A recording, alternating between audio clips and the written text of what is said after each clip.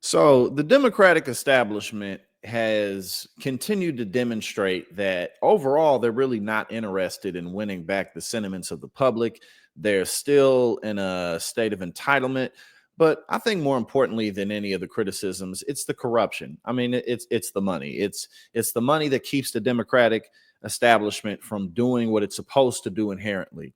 Look out for the working class, support unions, um, push for better benefits, make healthcare more affordable, make education more affordable, raise the minimum wage, those types of things that the Democratic Party has failed to deliver on. But one of the bigger issues that the Harris campaign faced in this last election cycle, 2024, was that they did not take a hard stance on supporting Palestinian lives. And that's simply because of AIPAC money. It's simply because since Israel was founded, the United States has been firmly and securely behind them in everything that they do. So much to the point that Netanyahu feels comfortable enough to just literally demand more, always demanding more. Whenever we say no or whenever we give him pushback, he says that it's anti-Semitic, and so does everyone else within the government. You give any pushback to what Israel's doing and their slaughtering of Gazan citizens, men, women, and children, then you're anti-Semitic.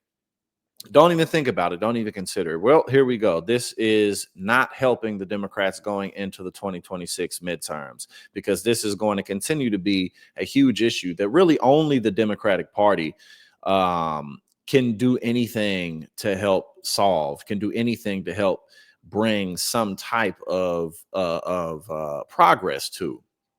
It's impossible through the Republican Party, but unfortunately, it's looking like it's just as impossible through the Democratic Party. So we check this out. In the latest party turmoil, we just went over that a little bit. The resolution had been met with resistance from DNC Chair Ken Martin, despite polls showing overwhelming opposition to Israel's military actions in Gaza from Democratic voters. The weapons ban resolution was put forward by a first-time DNC member to represent the views of younger party members. Quote, while it's disappointing that DNC leadership wasn't able to recognize that this is an overwhelming popular position, a 90-10 issue within its base, it started a conversation. The resolution author, 26-year-old DNC member Allison Minnerly, told The Intercept, quote, as we approach 2026, it's not going to go away the more we delay having a hard conversation like this one. And again, the public is having this conversation.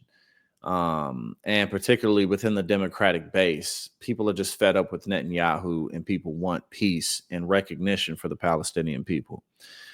Instead of the resolution calling for an arms ban, a DNC committee advanced an alternative resolution supported by Martin that called for a ceasefire in Gaza, as well as continued U.S. military support for Israel. So basically nothing, no change at all.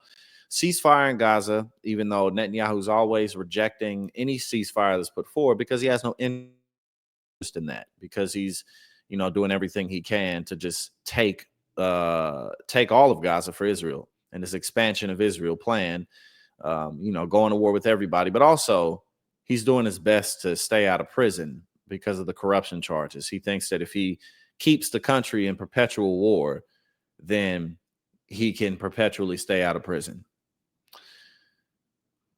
With his alternative resolution set to go before the full DNC, Martin pulled it from consideration. He supported, he said, convening a task force to consider the issue further. So again, this is what Martin said, the head of the DNC. Quote, as we've seen, there's a divide in our party on this issue. I've decided today at this moment to listen so we can move forward united today and have a conversation.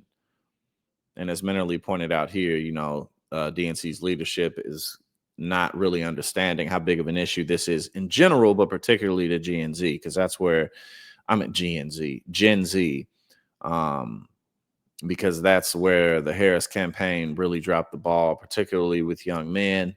But also this issue is not going to go away.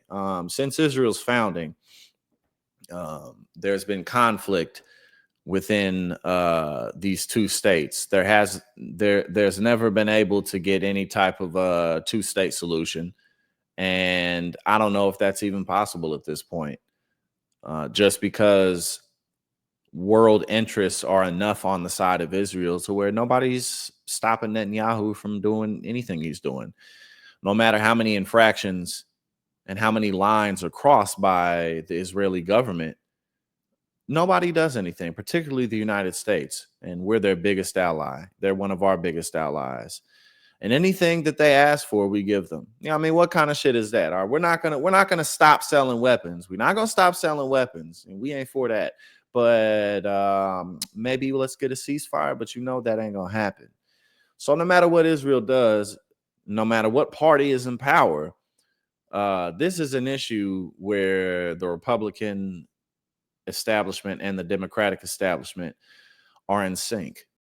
Hey now, thank you so much for tuning in here at Politics and Paper. If you like what I do and you support my work, go ahead and subscribe. I greatly appreciate it and really helps to support what we do here.